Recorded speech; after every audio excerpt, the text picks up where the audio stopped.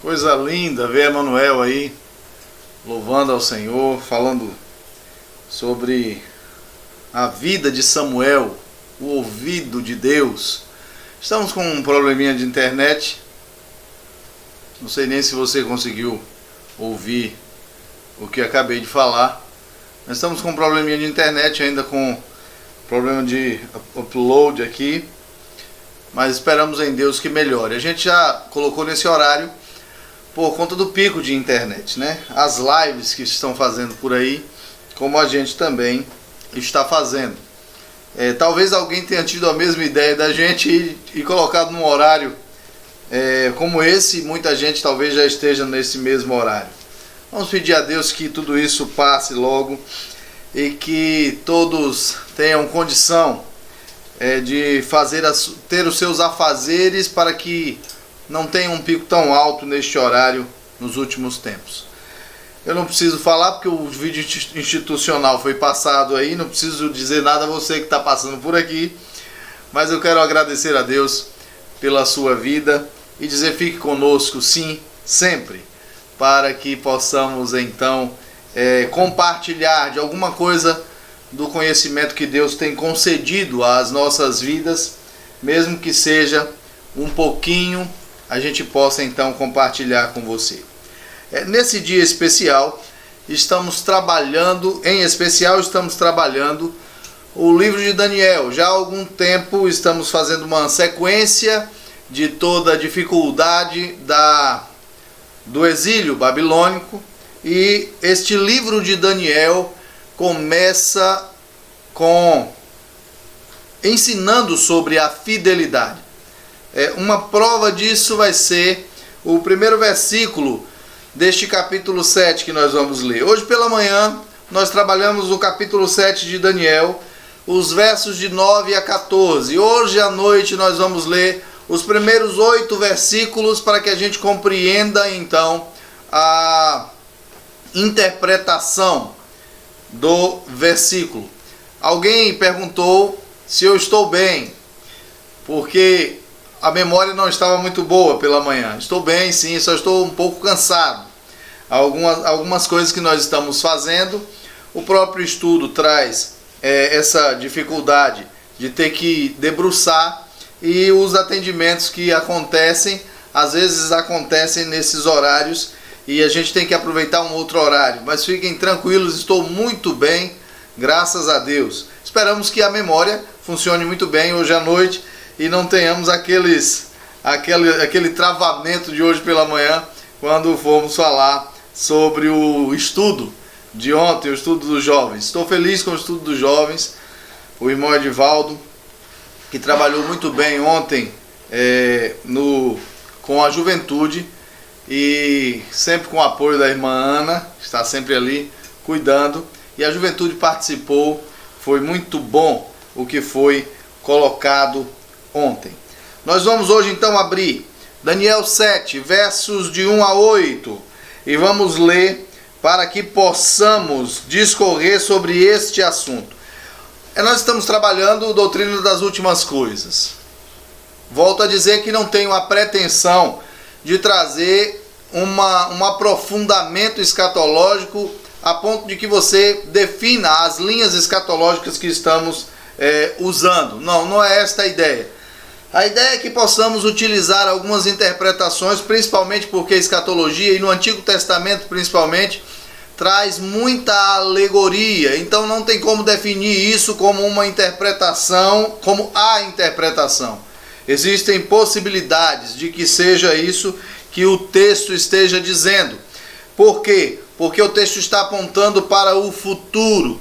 E pode ser que a interpretação esteja correta, mas com certeza ela não é a única, porque a Bíblia é viva.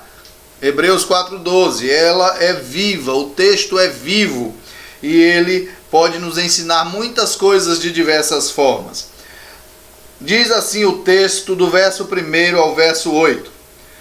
No primeiro ano de Belsazar, rei da Babilônia, Daniel teve um sonho, e visões passaram em sua mente quando estava na cama. Então escreveu o sonho e registrou o resumo do sonho. Daniel disse: numa visão à noite, vi que os 4 ventos do céu agitavam o grande mar, e 4 grandes animais, diferentes uns dos outros, subiam do mar. O primeiro era como leão e tinha asas de águia.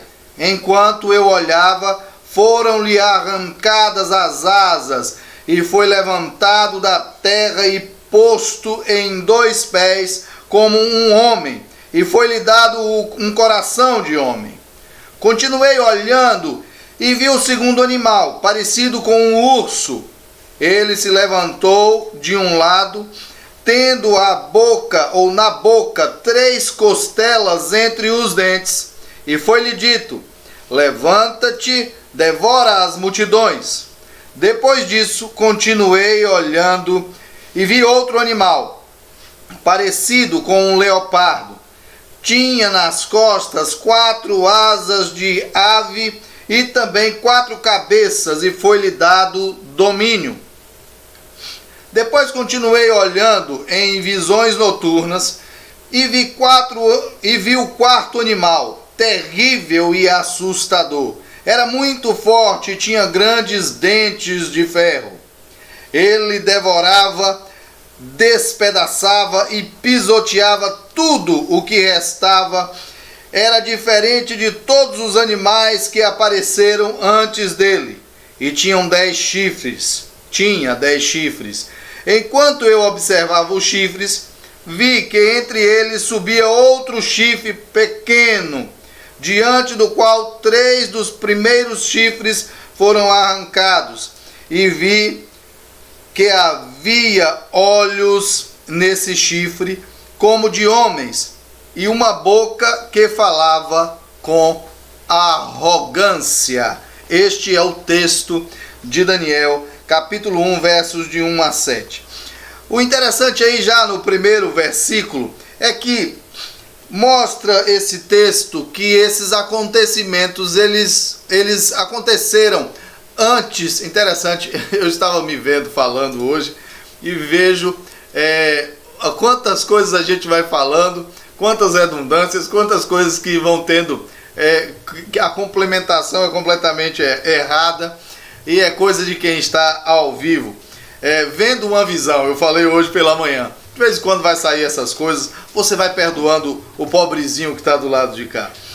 Os acontecimentos do verso 1 deste capítulo 7, eles são anteriores aos acontecimentos do capítulo 5, quando Daniel é chamado na presença de Beltsazar, o filho de Nabucodonosor, quando ele foi interpretar aquelas 3 expressões sobre o reinado de Beltsazar, quando ele foi retirado do trono e a revelação veio, porque ele pegou as taças e alguns utensílios do templo e estava utilizando de uma forma profana em festas e bebedeiras, onde tinha lá Mene, Mene, Tekel, Parsim, lembra disso? Deus contou os dias do seu reinado, Daniel fala. A expressão é a respeito da quantidade.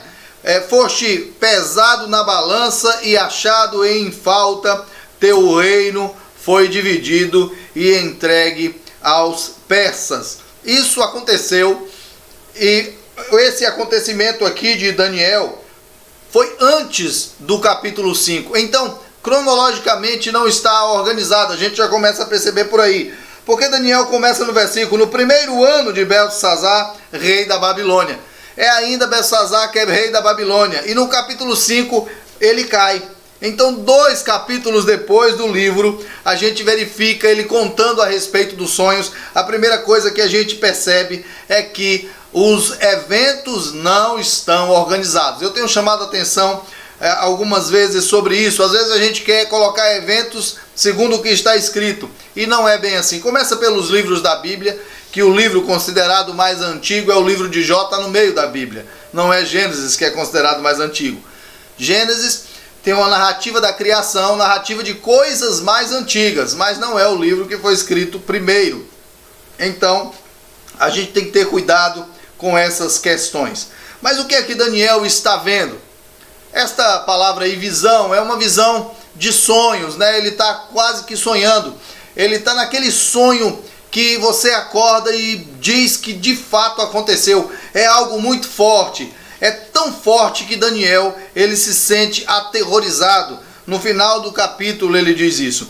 Uma curiosidade, quando eu estava lendo sobre o quarto animal, o animal que é terrível, que é aterrorizante, eu estava sozinho à noite, já era mais ou menos umas 2 horas da manhã, e nós tínhamos feito a live com o Edivaldo e a Juventude, e eu deixei a caixa que estava no computador ligada, e ela foi descarregando a bateria. E essas caixas, quando ela descarrega a bateria, ela tem uma voz que diz que a bateria está descarregando. Eu estava sozinho quando eu li animal aterrorizante. Aí a caixa gritou de lá que estava descarregando a bateria e foi um terror para mim também. Olha aqui, só uma curiosidade para a gente perceber que a gente está cheio de coragem às vezes e quando vem a surpresa, a coragem foge. Corri rapidamente para ver de que voz era aquela, mas eu imagino como Daniel também não estava se sentindo aterrorizado com todas essas visões. Não são visões simples, são visões complicadas, são alegorias difíceis, coisas que Deus quer lhe contar, coisas que Deus quer lhe mostrar para que Ele possa mostrar a todos, para que possa registrar e para que nós hoje pudéssemos então ler. Mas o que seriam esses 4 ventos? Volto a dizer. Existem interpretações, comentaristas que falam sobre isso, bíblias de estudos que colocam os seus adicionais.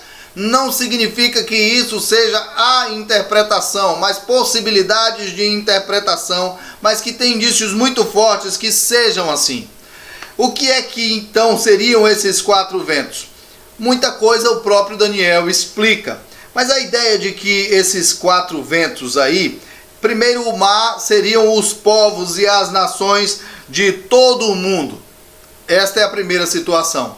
A palavra vento aí é ruar, a mesma palavra que é utilizada para espírito. A palavra que está lá em Gênesis, quando fala que o espírito, o ruar, o espírito de Deus pairava sobre a face das águas, pairava sobre a face do abismo. Parece que a figura que quer ser criada aqui é uma figura que está mostrando o caos, aquele caos que existia no início e que estava sendo organizado por Deus quando Deus estava criando, estava fazendo ou formando a criação. Parece que quer mostrar que agora estes ventos vão levantar novamente o caos que havia antes. Parece que é esta a ideia que está sendo colocada, que está sendo exposta aqui. Ruá como na figura da criação, pairando o vento sobre a face do abismo, como na figura do caos. Uma ideia de juízo, uma ideia de final, uma ideia de destruição. Mas aí ele logo em seguida fala no verso 2 e 3 sobre 4 grandes animais. Um deles, a definição é terrível, aterrorizante. Mas os outros 3 animais, eles têm um nome, a aparência pelo menos, e uma mistura aí, são animais híbridos, eles são animais misturados com outras coisas, com outras espécies. E o primeiro animal, a ideia de animal aqui, principalmente quando se fala que se levantou do mar, leva a uma ideia de besta, lá do Apocalipse, a besta que emergiu do mar. Existia um animal lá, pelo menos no livro de Jó, tem um animal pré-histórico que é escrito lá, que é o Leviatã. É a ideia de uma destruição, de um animal destruidor que sai do mar e ninguém tem condição de destruí-lo, ninguém tem condição de acabar com esse animal. É uma espécie de crocodilo no mar. Do mesmo jeito que tem o chamado Behemoth, que é uma espécie de rinoceronte pré-histórico, que ninguém consegue sequer perfurá-lo com uma lança. Coisas maravilhosas feitas pelas mãos de Deus e que estão relatadas na Bíblia Sagrada. Esses 4 animais, lá no verso 17 do mesmo capítulo 7, tem a interpretação fiel de quem são esses 4 animais. É Daniel mesmo que pergunta àqueles milhares que estão ali o que era aquilo, e ele então vai falar, olha, no verso 17 ele diz: Estes quatro grandes animais são quatro reis que se levantaram da terra.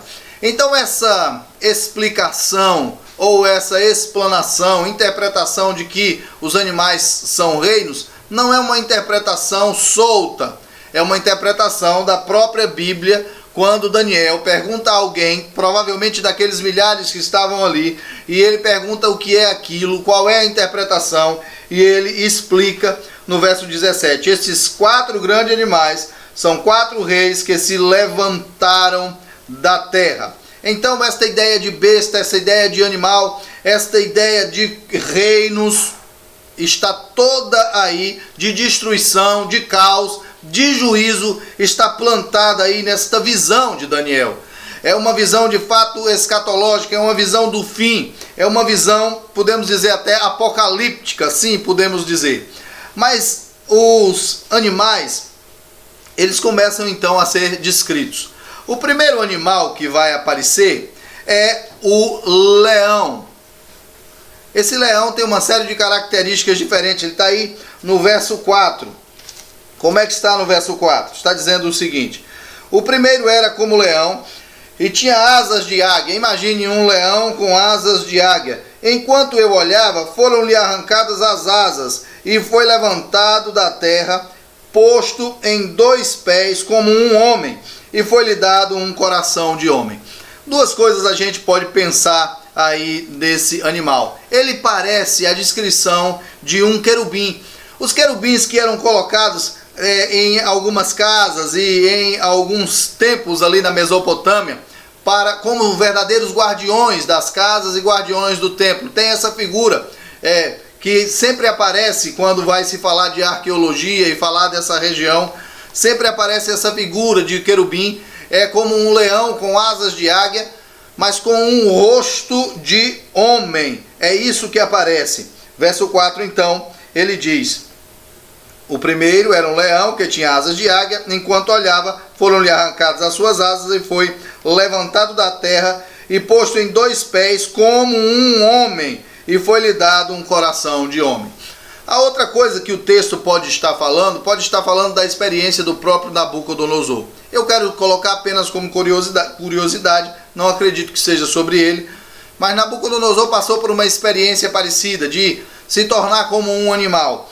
E de repente as asas aí poderiam representar de que ele está perdendo o reino, mas ele continua ali de pé.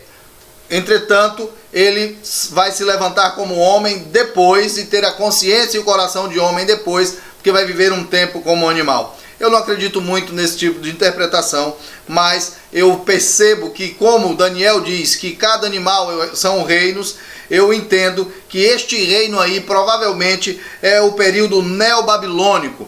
Parece que essa descrição de um querubim é exatamente para mostrar toda a região ali e mostrar que a representação daquele animal é para representar o império neobabilônico. Quando diz que ele teve as asas arrancadas, pode então ser a alusão, sim, à situação de Nabucodonosor e a ferocidade, né, da ação do próximo animal. O próximo animal, quando eu digo a ação da ferocidade do próximo animal, é porque o próximo animal é o que vai derrubar, na interpretação, o Império Babilônico. Se de fato este animal, o primeiro animal, representa o Império Babilônico, o segundo, que é o urso, vai representar o império que derrubou o Império Babilônico. Veja que esse segundo animal, o urso, que está aí no verso 5, ele é extremamente feroz, com costelas na sua boca, e foi liberado para devorar, para comer carne. Veja bem aí, continuei olhando e vi o segundo animal parecido com um urso. Ele se levantou de um lado. Olha, se levantou de um lado tem um significado também, porque é o Império Medo-Persa. Tem 2 lados aí nesse império. Então ele se levantou, ou foi levantado da terra, ele se levantou de um lado, tendo na boca 3 costelas entre os dentes, e foi-lhe dito: levanta-te e devora as multidões. Este Império Medo-Persa, que é um império com um processo de confederação, né?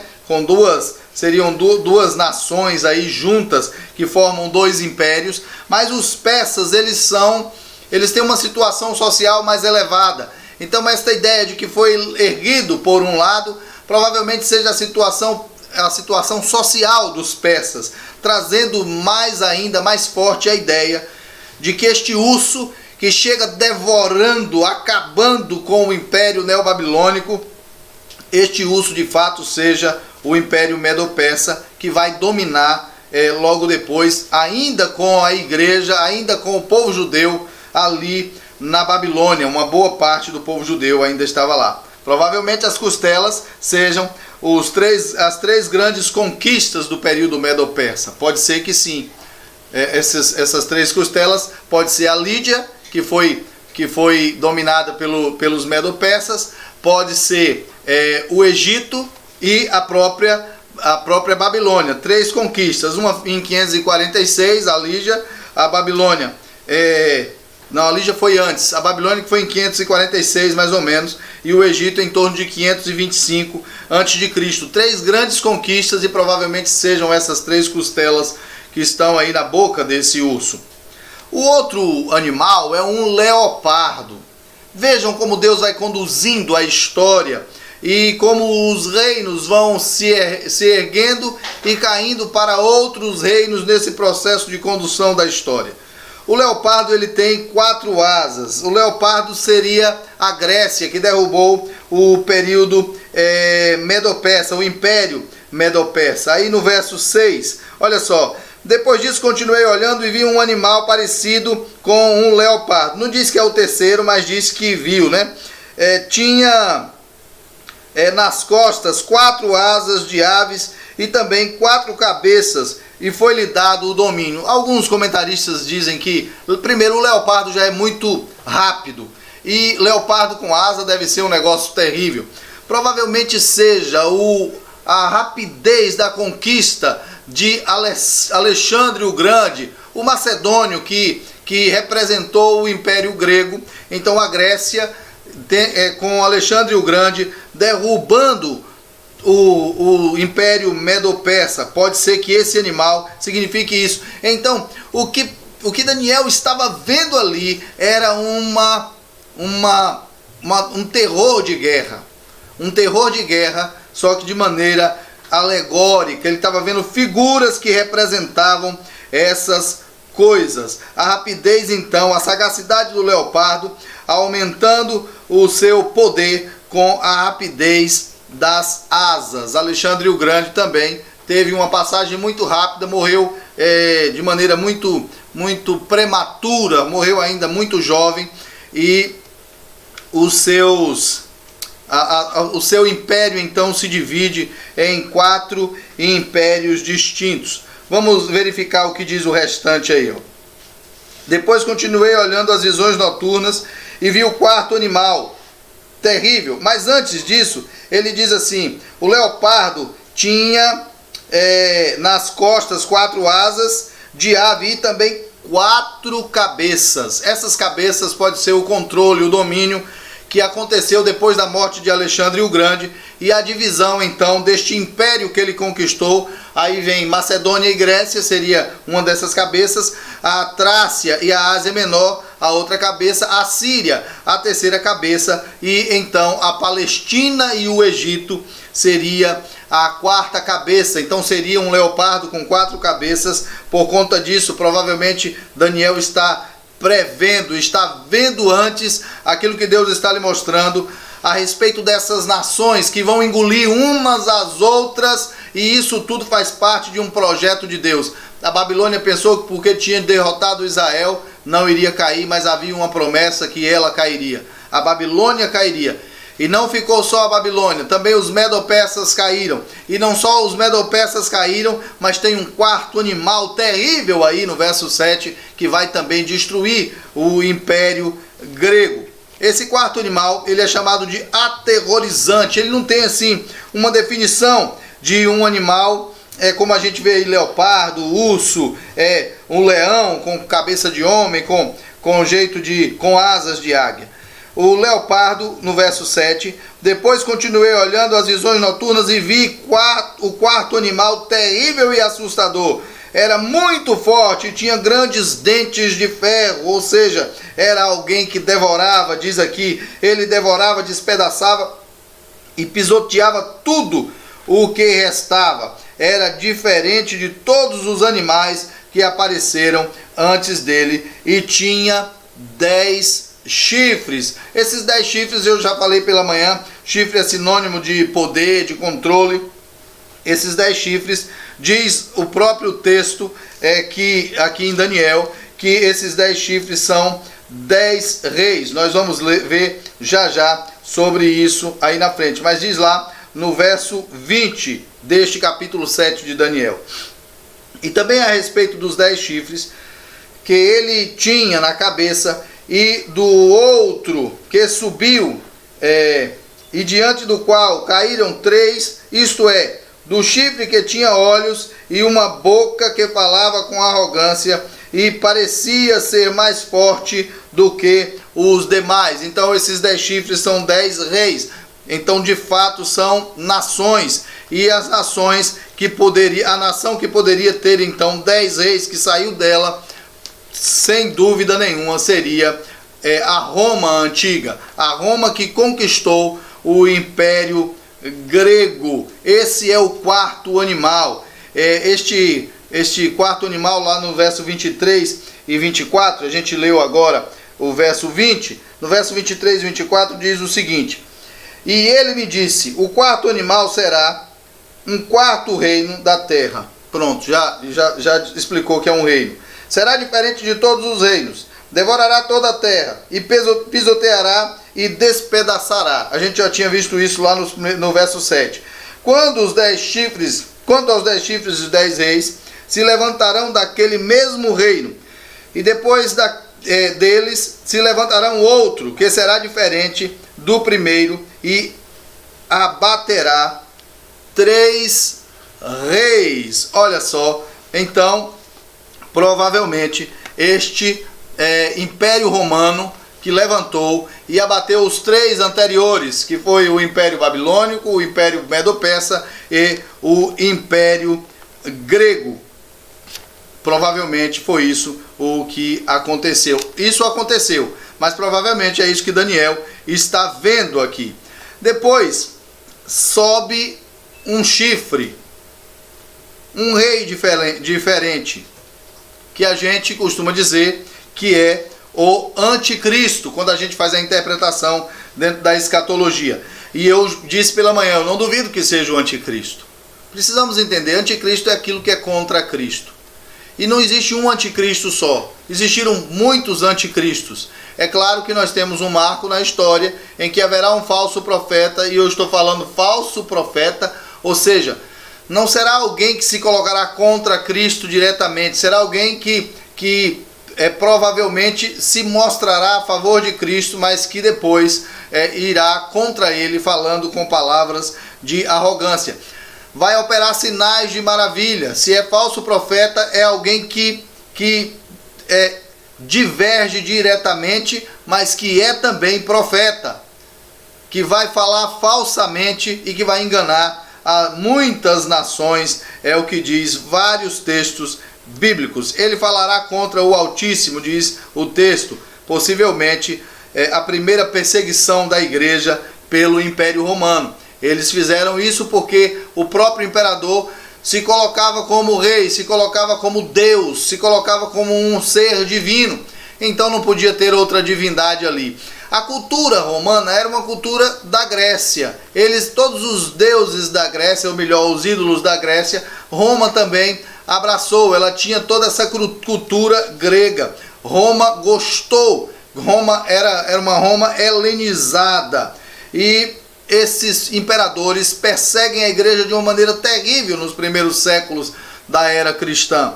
E essa perseguição, provavelmente é dessa perseguição que está falando aí, daquele que se levanta contra Cristo. Não que eu ache que isso já se cumpriu e não irá se cumprir. Eu acho que o texto é vivo e por isso ele traz uma parte da história que mostra como as coisas se cumprem, mas como tem lá no Apocalipse dizendo: caiu a grande Babilônia, morada de demônios. A Babilônia já caiu há muito tempo e o Apocalipse falou isso depois que ela havia caído. Então é uma questão alegórica, é uma questão para depois. Seria uma outra cidade que teria as mesmas prostituições que tinham a Babilônia. E prostituição aqui, eu não estou falando só de uma ideia sexual, mas de uma ideia de prostituir-se com ídolos, com outros deuses com letra minúscula. Alguns o descrevem como o anticristo, então, alguns imperadores. Tem um quadro comparativo interessante na Bíblia de Estudo NVI. Eu não consegui colocar ele. Marcos me disse que se eu tivesse falado antes até ele teria conseguido, mas eu consegui a figura de uma estátua. É uma figura da internet. Vai aparecer, se não me falha a memória, do lado de cá, não é isso, Jefferson? Do lado de cá. E você vai ver aí que as visões de Daniel do capítulo 7, elas são muito parecidas com a visão que teve Nabucodonosor, daquela estátua lá enorme que tem uma cabeça de ouro, e essa cabeça de ouro seria então o leão, seria a Babilônia, seria o Império Babilônico. Isso na cabeça da estátua. O peitoral, o peito e os braços de prata, que você vê aí, seria o urso. Vai ter outra visão no capítulo 8, mas eu não quero apresentar agora aqui, lá do bode e do carneiro. Então, vai ser o urso, que é o Império Medo-Persa, é o peitoral. E o ventre, ou os quadris, de bronze, é o leopardo, as pernas que correm, né? E isso vai ser a Grécia. Então, é tudo parte de uma mesma visão de várias nações, uma que vai de encontro a outra nação, uma derrubando a outra, um império que vai conquistando o outro. E o último animal, então, seria aquelas últimas duas partes, os pés, que tem uma parte de ferro e a outra parte de barro, que é a Roma antiga, a Roma que derruba a Grécia. Seria mais ou menos essa a visão. A mesma visão que Nabucodonosor teve, agora Daniel tem, com uma alegoria diferente, com uma representação diferente. Lá no verso 22, 21 e 22, eu deixei eles para depois, do capítulo 7, diz o seguinte, é a interpretação do sonho. Daniel teve o sonho, já teve a interpretação no sonho. 21 e 22 diz assim: enquanto eu olhava, vi que o mesmo chifre fazia guerra contra os santos e prevalecia contra ele. Eu falei sobre isso hoje pela manhã. Se vocês perceberam, eu peguei o texto que estava no meio, o texto que falava sobre o Cordeiro, sobre o trono de Deus, sobre o Cordeiro assentar-se ali, sobre os tronos que estão junto do trono de Deus, para falarmos de um reino eterno. E agora estou colocando o que está na periferia desse texto. Esse texto estava no meio desta visão de Daniel e dessa interpretação. No meio desses dois está a visão então dos céus, a visão de Deus, do trono de Deus e do trono do Filho, como do Filho de um homem, que a gente sabe a interpretação para Jesus. Mas no verso 21 diz: enquanto eu olhava, vi o mesmo chifre fazia guerra contra os santos e prevalecia, até que veio o ancião bem idoso e o juízo foi executado. Aquele ancião do trono, aí Deus chega e dá o veredito. Chegou o tempo em que os santos possuirão o reino. Essa é a notícia que a gente quer ouvir. Toda essa peleja acontecerá, toda essa peleja virá, mas chegará um momento que Deus dirá: basta, chega, agora a vitória é dos meus santos. Sabendo nós que não é aqui nesta terra que nós aproveitamos das coisas. Jesus nos ensina a juntarmos tesouro nos céus, onde a traça e a ferrugem não consomem. A gente é que vive teimoso, querendo juntar tesouro na terra. Olha, Deus tem uma sentença pronta de salvação. Tudo aconteceu, mas quando chegou a hora lá, Aí diz o verso 22, vou repetir: até que veio o ancião bem idoso, e o juízo foi executado a favor dos santos do Altíssimo. E chegou o tempo em que os santos possuíram o reino. Ponto final. Deus tem algo especial. Com toda essa peleja, Deus tem uma sentença pronta de salvação para nós. Olha lá, eu li os textos e vou ler de novo os textos que estão lá no Novo Testamento, que nós fizemos uma comparação com esse texto de Daniel. Lá, Apocalipse capítulo 20, versos de 11 a 15. Diz assim: vi também um grande trono branco, e o que estava assentado sobre ele. A terra e o céu fugiram da sua presença, e não foi achado lugar para eles. Vi os mortos, grandes e pequenos, em pé diante do trono, e abriram-se alguns livros. Olha, agora vai acontecer o julgamento. Então abriu-se outro livro, o livro da vida, e os mortos foram julgados pelas coisas que estavam escritas nos livros segundo as suas obras. O mar entregou os seus mortos que nele havia, e a morte e o além entregaram também os mortos que nele havia, e eles foram julgados, cada um segundo as suas obras. E a morte e o inferno foram jogados no lago de fogo.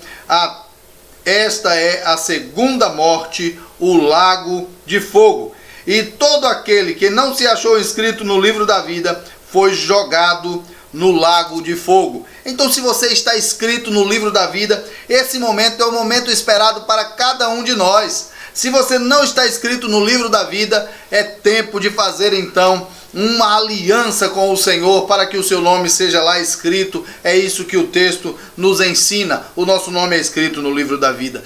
Então entenda, em meio a toda esta dificuldade da história, a história sendo conduzida por Deus, reino derrubando o reino, Deus tem uma sentença pronta de salvação. Logo aí atrás, no capítulo 19 de Apocalipse, lá no verso 20 do capítulo 19, a gente tem o seguinte: lembra daquela besta, daquele animal, daquela dificuldade?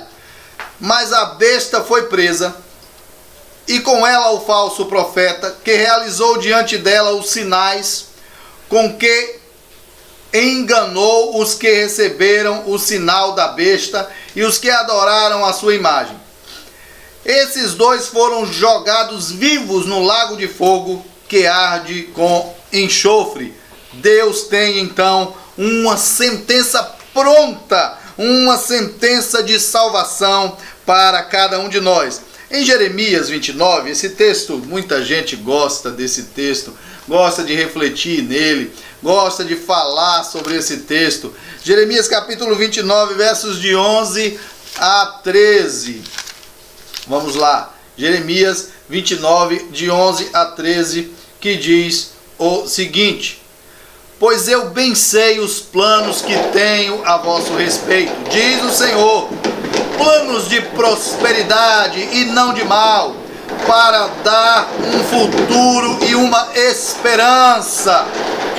E continua no verso 12: então me invocareis e vireis orar a mim, e eu vos ouvirei. A coisa é tão bonita que estão soltando fogos por aí. E o verso 13 diz: vós me buscareis e me encontrareis quando me buscardes de todo o vosso coração. Está na hora de nós fazermos isso, esse tempo de nós refletirmos, esse tempo de nós verificarmos sobre a vida em Deus e a vida com Deus, e de olharmos que a escatologia não nos assusta, não assusta os cristãos, não tem como nos assustar. E se a escatologia não tem como nos assustar, todos esses textos que parecem horrendos, são horrendos para aqueles que não são de Deus, que não fizeram uma aliança com Ele. Ah, mas eu nunca fiz, pastor. Então faça hoje. Automaticamente, pela graça de Deus, seu nome é escrito no livro da vida, porque o sacrifício de resgate já foi feito. E o último aí versículo que eu gostaria de trabalhar com vocês é o versículo do próprio capítulo 7 de Daniel. Os versos 26 e 27 que ficaram escondidinhos lá para nós trabalharmos agora com ele. Que diz assim: mas o tribunal se assentará para juízo e lhe tirará o domínio para destruí-lo e o aniquilar por completo. Aquele animal bravo vai se acabar, vai ser acabado. O verso 27, o reino, o domínio e a grandeza dos reinos debaixo de todo o céu serão dados à multidão dos santos do Altíssimo. O seu reino será um reino eterno, e todos os domínios o servirão e lhe obedecerão. O Senhor está conosco, Ele é o nosso Deus, Ele é o nosso Senhor e tem uma sentença de salvação pronta para nos liberar. O tempo está chegando, então nos alegremos com cada acontecimento, por mais horrendo que pareça. É horrendo para este mundo, mas é alegre e nos traz esperança e nos mostra a verdade de Deus através da profecia trazida pela sua palavra.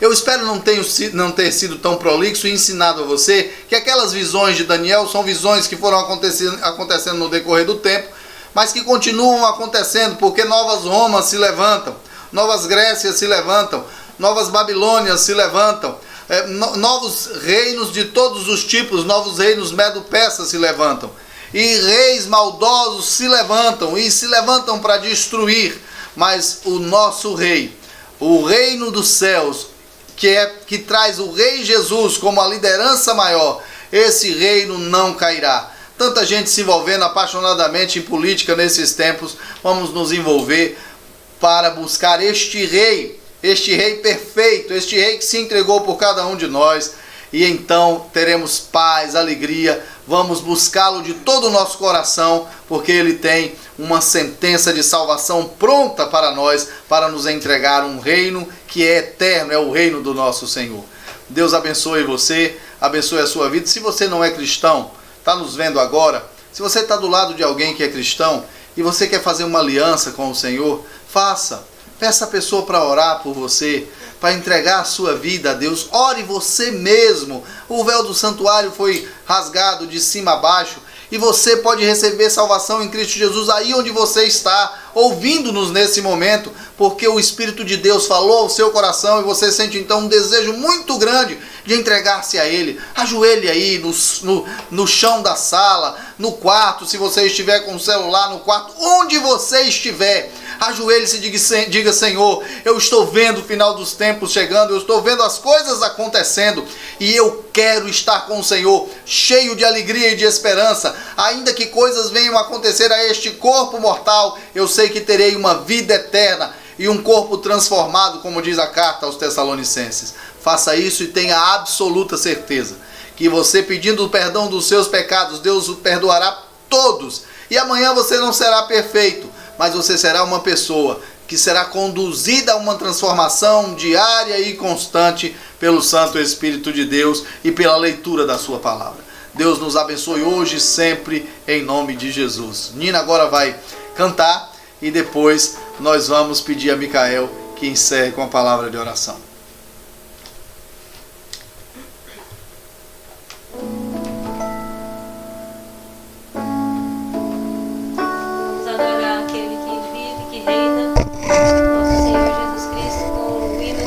Feliz, 398, o pastor acabou de falar da paz, né? Que vivamos essa verdadeira paz, sendo feliz com Cristo, independente das circunstâncias.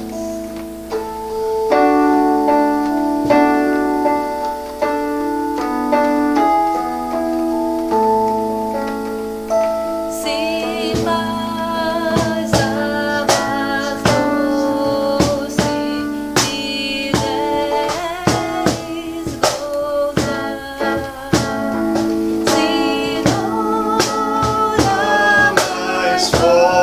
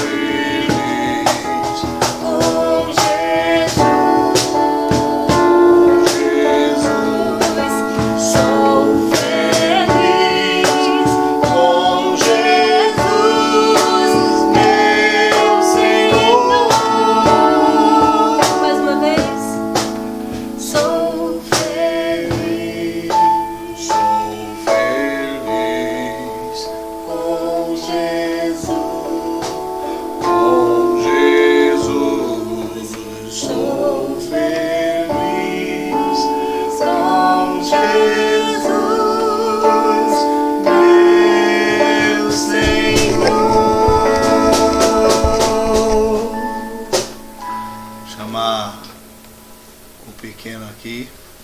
Pequeno que está ficando grande. Antes de Micael orar, Marcos está me informando aqui que a mensagem e a música de Nina, ele tomou o cuidado de gravar, porque ele viu que estava caindo muito a internet, e vai ser colocado no canal sem interrupções ainda hoje. Então, se você quiser rever a mensagem, porque não teve muitos quadros travados e você não pegou algumas coisas, se você quiser rever, vai estar na íntegra e sem corte, sem dificuldade, sem travamento, vai estar no canal ainda hoje, juntamente com esta música que nós cantamos aqui agora. A irmã Luciene e a irmã Agna estão trabalhando o relógio de oração. Você deve ter recebido aí no grupo da igreja. Eu vou até pedir a irmã Luciene e a irmã Agna e a irmã Elaine, que tem ajudado muito nisso como a secretária, que possam colocar no grupo da igreja novamente, para que a gente possa, nesses tempos, meus irmãos, estarmos orando sem cessar, cada um assumindo o seu horário, e assim a gente ora todo o tempo sem dificuldade alguma, e a gente não deixa um momento sequer no dia sem oração, tá bom? Deus abençoe sua vida. Micael. Oremos. Senhor Deus, Pai querido, Pai amado, Senhor, obrigado por esse dia, Senhor, obrigado porque hoje foi um dia maravilhoso e porque todos os dias estão sendo bons e estão sendo conforme a Tua vontade, Deus. Porque a cada dia, por mais que pessoas possam ser infectadas, pessoas também fazem aliança com o Senhor, aceitam o Senhor, Deus. Proteja também as pessoas que estão sendo infectadas, Senhor, por esse vírus, Deus. Proteja elas. Amém. Abençoe elas, Deus. E as pessoas também que estão passando por aqui, estão vendo os vídeos e que ainda não te conhecem, Deus, que viram e não sabem quem és tu, Deus. Que elas possam te aceitar, ver mais esses vídeos e ter certeza de que se elas morrerem hoje, em qualquer momento, elas vão para o céu, Deus. Amém. Porque o céu é o melhor lugar. Deus Verdade. abençoe esse dia todos os dias, em nome de Jesus. Amém. Amém. Pronto, então é isso. Obrigado por estar aqui conosco neste período. Deus abençoe. Até a próxima, se Deus quiser.